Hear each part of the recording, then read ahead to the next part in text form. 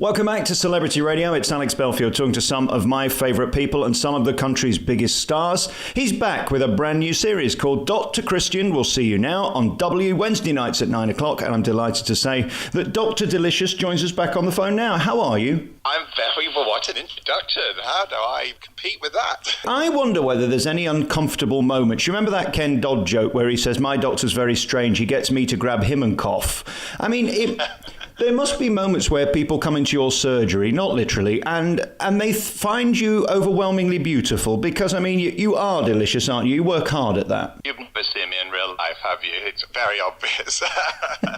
Photoshop's wonderful, isn't it, these days? It is wonderful. Hair, makeup and Photoshop, what glorious things they are.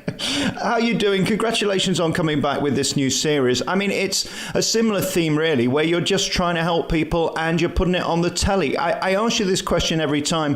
Why do people want to do it on the telly? They just do, don't they? It's always hard for me to answer because part of it slightly involves being nice about myself, which makes me uncomfortable. But I think there is a familiarity. People have seen me on the telly for almost 10 years now, God forbid, and so they sort of feel like they know me, which sounds odd, I know, but when you watch a regular soap, you feel like you know all the characters, absolutely intimately. And so they've probably seen me more times than they've seen their own GP. And I think that's part of it. They want to see someone they know.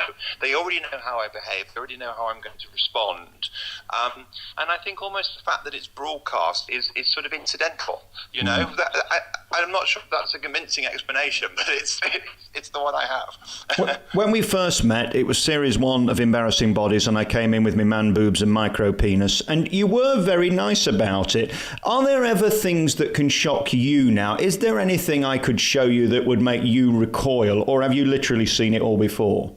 I don't want to be boring, but probably, I think very quickly after 6 years as a medical student and a few years as a junior doctor, you've seen most things. But you know what? What I still am gobsmacked by is I suppose lack of knowledge about stuff, lack of education.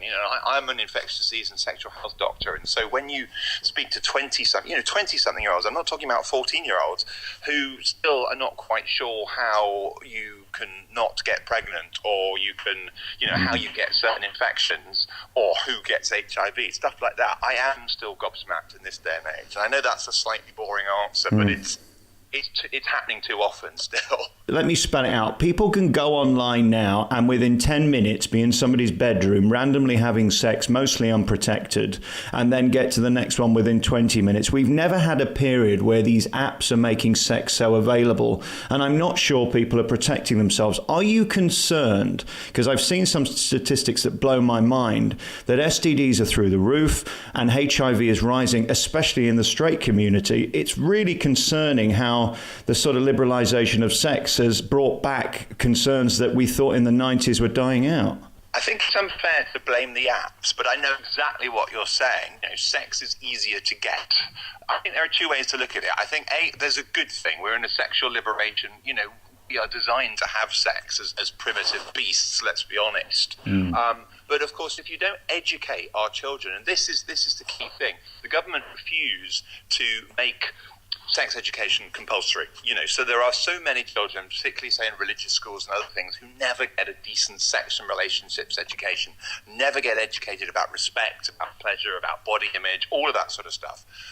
And they are the vulnerable people, and they may get sucked into a world of whatever it might be, or apps, which, I personally don't have an issue with the apps, but it's are these people, do they know how to look after themselves when they dabble in this sort of thing? And I think that's really a government failing. And the internet generally, I wonder whether mental health is the biggest concern above physical health these days. People are getting into obsessive compulsive behaviours that don't seem to have been around in my grand's day or probably my father's day. It's a funny turning point in psychology at the moment, isn't it? I absolutely agree with you on that. I think the sexual health issue, for me, and bizarrely, as a sexual health doctor, is less of a problem. What is a massive problem, and you've absolutely said it right, is mental health. And I think we know apps, in the Instagram, the posting of photoshopped pictures and that sort of thing, is highly, highly triggering for young people, and it is, one of the biggest sort of underlying issues when it comes to eating disorders, for instance, in young people that we have. We know social media is responsible for that. I'm not saying, it absolutely causes it, but it triggers it and it brings it out of people. But I also then think, I think social media brings people together. People are lonely. People are isolated. And that's also very bad for mental health. So I think we have to what we haven't got right is the balance. I was looking at somebody's timeline the other day on Instagram. I'm not on Instagram. I'm not a face that people need to see. I only put on... Instagram either for the same reasons that I think it's all this relentless posting pictures isn't good for people, which is why I don't do it. Anyway, sorry, well, that was going to be my question. If you're taking a picture, the same picture of your same face, day after day after day, I mean, you look at people's timeline, there's got to be something wrong, hasn't there? Because it serves no purpose other than vanity. Well, exactly. I do question it. I mean, for me, Instagram's just dull because it just seems to be pictures of people's dinner all the time, which, and that's not a euphemism. I first said lunch. I said dinner, not lunch, but I think there is something a little bit odd. I think you're always looking for affirmation, aren't you? You're always looking for acceptance. And that is, I think, indicative of the sort of sickness of society, that we are desperate for acclamation and for praise all the time. That's sad. That certainly never used to exist. People were more confident in themselves. But it shows a level of insecurity. And actually, to drag you back to the TV show in a clunky way, although there is a point, that is very much revealed in this show, is the level of insecurities and self-esteem issues and body image issues that we all seem to have. You started off by being very kind about me and my appearance, but I'm riddled with insecurities and self-esteem issues as well, and there's nothing like being on telly to sort of bring those out. Do we get to see the guns this time? Will you be wearing those skinny white T-shirts, or do you wear a jacket like a proper doctor? Oh, no, I'm all grown up now. I'm all grown up and sensible, so... Well, that's most disappointing. I think that's a ratings killer for a start. If I were your producer, I'd probably have you in maybe a bikini or something like that. Well, thank goodness you're not. You talk about your own insecurities. I find it unbelievable, especially when I talk to delicious people who seem to be on this show every day, people far fitter, more attractive than me, that you seem to spend more time worrying about what you look like than I do. Do you think it is sort of a vicious circle? When you get in the gym, you spend all day looking in that mirror, and the reality becomes blurred, and you can't see what we can? Because, I mean, your body is exceptional if those pictures are to be believed, and I've no reason to disbelieve them. How much of your day is spent in gyms worrying about food and worrying about whether you're going to remain Mr. Delicious? Well, you know what? It used to be terrible and overwhelming and a problem. It was real body dysmorphia, so it was a sort of mental health issue that I've actually got under control, and I've stopped. You'll be disappointed to hear, but I've purposefully managed to stop the gym because I thought this is going to be a good exercise for me. If I can do this and not worry about it, I know I've got things better under control. If I'm lying awake at night stressed.